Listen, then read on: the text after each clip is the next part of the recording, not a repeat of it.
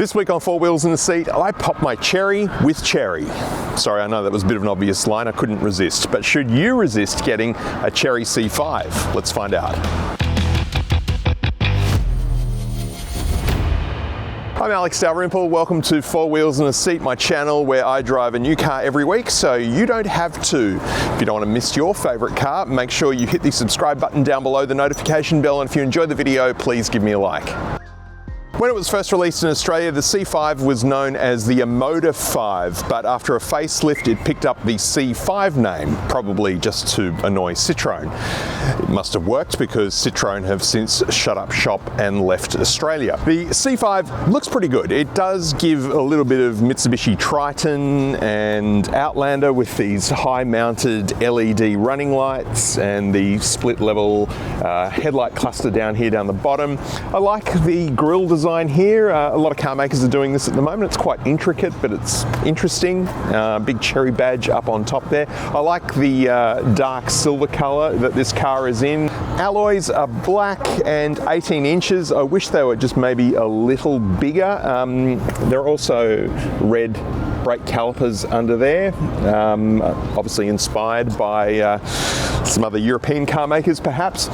This particular car is a top spec, so it picks up a sunroof, but it's not a full-length sunroof, it's just a small sunroof. You don't often see those on cars these days. Pretty much every car that has a sunroof has now got a full panoramic roof, but this one's just got a small one. Interesting design here at the back. It's like we've got this little shelf here that actually gives the impression that this car is wider than it is, but I mean that's a good size armrest we've got going here. Round to the back here we've got the wraparound lights. They're sort of Toyota-esque, I suppose. Spoiler up on top. At the back here, I don't like what they've done with this number plate holder. That is just hideous and ruins the whole look of the rear end. They need to do something about that. It's not great. Carbon fiber print plastic at the bottom here, and then fake exhausts. These are some of the most fakest exhausts you'll ever find that are just not necessary at all. The real one's hidden underneath the car. Underneath the powered tailgate is a 370 litre storage space, which is really deep. There's a bit of a lip here though, so you do need to lift things over to get them in properly. Space saver spare under the floor. Knock the rear seats down, you get an extra 700 litres of space. So look, all up, the Chery C5 is a pretty compelling package from the outside. Under the bonnet, and it's pretty simple and straightforward. A 1.5 litre four-cylinder turbocharged petrol engine that outputs 108 kilowatts and 210 newton meters of torque. Power going to the front wheels only via a 6-speed automatic transmission, and fuel economy clocks in at 6.9 litres per 100 kilometres on a combined cycle. Very straightforward and lots of empty space here. You could put something much bigger in here if you wanted to. The interior of the Chery C5 looks really good, and at this price point you would expect it to be perhaps a little cheaper and nastier, but it's not. It's actually really well done. We've got soft touch up on top here, some nice shiny piano black through the middle here, a sort of Honda Civic inspired sort of mid silver section in the middle here, and a bit of scratchier plastic underneath, but it still feels pretty good. It's really well put together, so I can't complain about the build quality. In terms of tech, we've got a 10-inch center console screen running software that's actually pretty good. I can't really fault it too much. Wireless Apple CarPlay works really well on it. It's had no connection issues at all. There's a 6-speaker Sony sound system and it makes a pretty good noise. The image from the reversing cameras and the top-down 360 view parking camera is really clear and sharp. Climate controls, there are some touch-sensitive buttons just down here underneath that, sort of shortcut buttons, but they do mainly run through the center screen. Wireless phone charging on a pad over here on the right. Middle console here has a nice feel to it. Again, nice and solid. This gear shifter though is not great. In fact, it's pretty terrible. It's very easy to put this car into first gear and accidentally leave it there. I'll show you what happens when we go for a drive in a minute. It's just not a very good execution. We've got heated seat controls here too, drive mode selector, cup holders that are just a little bit too small. They should be just a little bigger. Good sized center console bin and a nice soft armrest here with a bit of stitching on it. Underneath the center console here is another storage area, USB-A, USB-C, and a 12-volt outlet, more storage space of course. The driver's digital instrument cluster is 10 inches also. There's 3 different display modes. It is a little bit laggy. It's quite minimalist in its display, but you can change a few things like the background and, you know, make it different colors, things like that. Oh, there's also quite a selection of ambient colors that you can choose for the lighting strip that runs through the middle of the car here as well, and looks really, really good at night. Steering wheel, yeah, it's fine, flat bottom. Feels okay. Quite a few controls on here for the sound system and the adaptive cruise control. We've got the sensor here that's watching your eyes to make sure that you keep your eyes on the road, and if you don't, you'll get some beeping on the screen to remind you to look straight ahead. No paddle shifters here, although you can change gears with the gear selector here, but that's another story we'll talk about a bit later on. The front seats are quite a pleasant surprise. Actually, they look like they've been taken out of a BMW or something. They are almost racing buckets. They're artificial leather, they're very comfortable. We've got electric adjustment, no lumbar support unfortunately, and they are heated as well. Very comfortable and yeah, quite nice for a car at this price point. Backseat passengers get more of the quite nice artificial leather. It does feel nice, I have to say.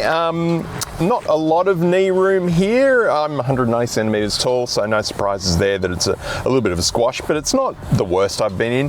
For memory, I think there's actually much more headroom here than there is in a Toyota CHR. It's been a while since I've sat in one of those, but back here it's actually okay for a tall adult like me. In the middle, a couple of air vents, USB-A, and armrest with cup holders.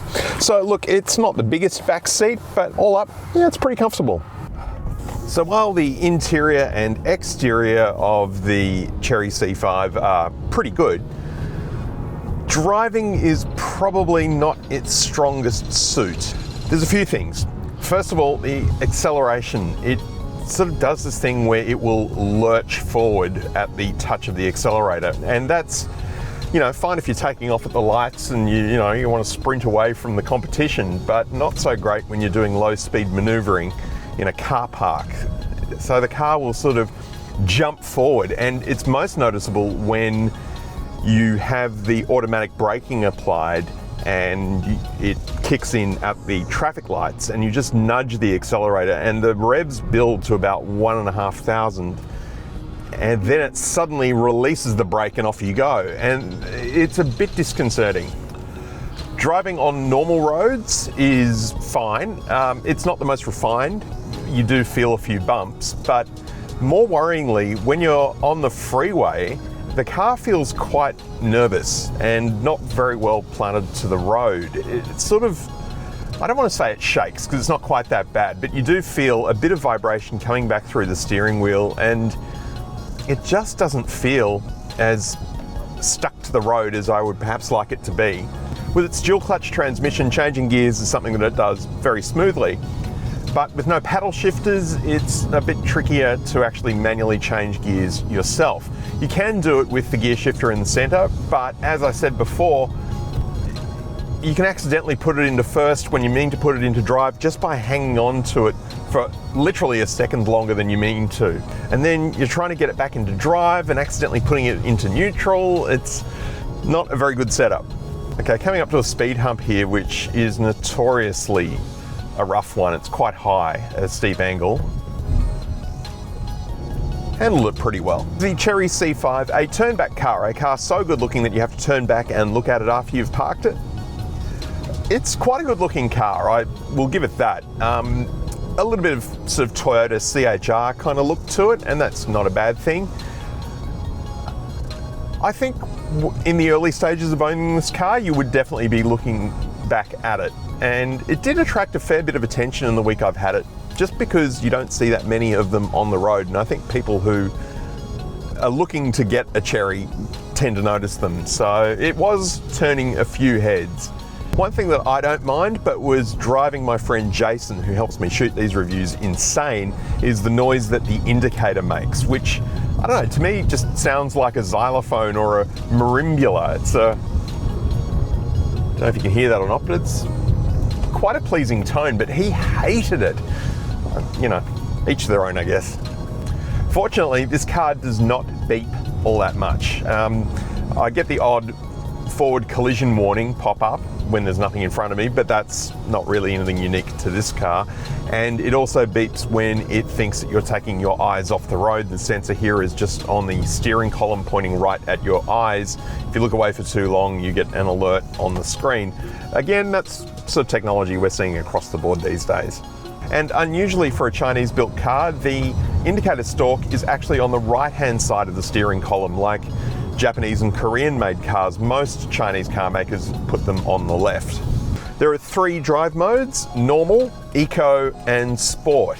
Sport hangs on to the gears a little bit longer. Eco does what it says on the tin and quietens everything down.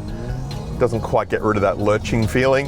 And yeah, normal's just fine really. So apart from a little bit of vibration coming through the steering wheel, the steering itself is not too bad. There's a decent amount of feel there. It's not too numb and it's quite reactive.